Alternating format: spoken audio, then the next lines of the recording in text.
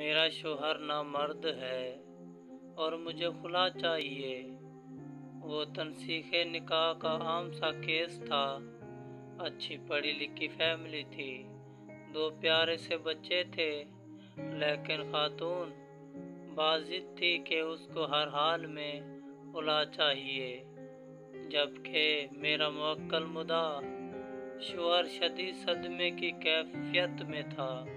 جج صاحب اچھے آدمی تھے، انہوں نے کہا کہ آپ میاں بیوی کو چیمبر میں لے جا کر مصلحت کی کوشش کر لیں، شاید بات بن جائے۔ مدعا شوہر کا وکیل ہونے کے ناطے میں نے فوری حامی بھر لی، جبکہ مدعا بیوی کے وکیل نے اس پر اچھی خاصی ہنگامہ بھی کیا، لیکن خاتون بات چیت کے لیے راضی ہو گئی۔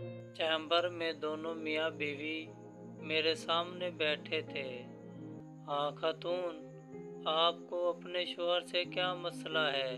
وکیل صاحب، یہ شخص مردانہ طور پر کمزور ہے۔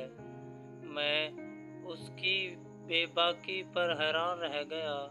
ویسے تو کچہری میں زیادہ تر بے باک خواتین سے ہی واسطہ پڑتا ہے، لیکن اس خاتون کی کچھ بات ہی الگ تھی۔ اس کے شوہر نے ایک نظر شکایت اس پر ڈالی اور میری طرف امداد طلب نظروں سے گھورنے لگا۔ میں تھوڑا سا جھلا گیا کہ کیسی عورت ہے، ذرا بھی شرم حیا نہیں ہے۔ بہرحال میں نے بھی شرم و حیا کا تقاضا ایک طرف رکھا اور تیز تیز سوال کرنا شروع کر دیے۔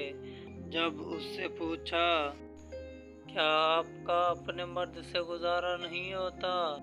تو کہتی ہے، ماشاءاللہ 2 بچے ہیں ہمارے، یہ جسمانی طور پر تو بالکل ٹھیک ہے، تو بھی پھر مردانہ طور پر کمزور کیسے ہوئے؟ میں نے استفسار کیا۔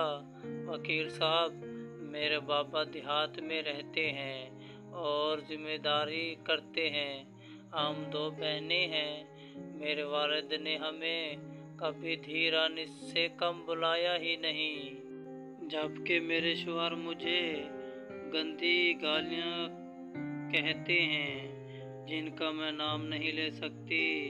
یہ کون سی مردانہ صفت ہے؟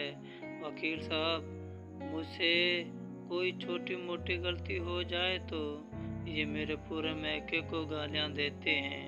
آپ ہی بتائیں کہ اس میں میرے میکے کا کیا قصور ہے؟ یہ مردانہ صفت تو نہیں نہ کہ دوسروں کی گھر والیوں کو گالی دے۔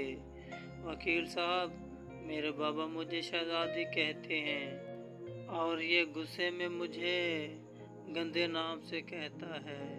وکیل صاحب، مرد تو وہ ہوتا ہے نا جو گندی عورت کو بھی اتنی عزت دے کہ وہ گندی عورت نہ رہے، اور یہ اپنی بیوی کو ہی گندی عورت کہہ کر پکارتے ہیں، یہ کوئی مردانہ بات تو نہیں ہوئی نا؟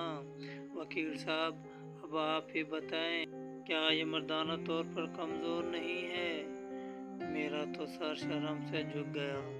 اس کا شوہر اس کی طرف دیکھ کر بولا، اگر یہی مسئلہ تھا تو تم مجھے بتا سکتی تھی، نہ مجھ پر اس قدر ذہنی ٹارچر کرنے کی کیا ضرورت تھی؟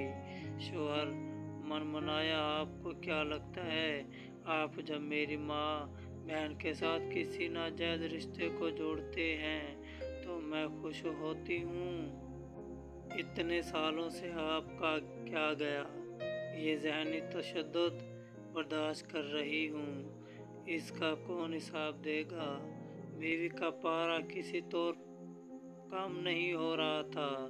خیر، جیسے تیسے منت سماجت کر کے سمجھا بجھا کر ان کی صلح کروائی۔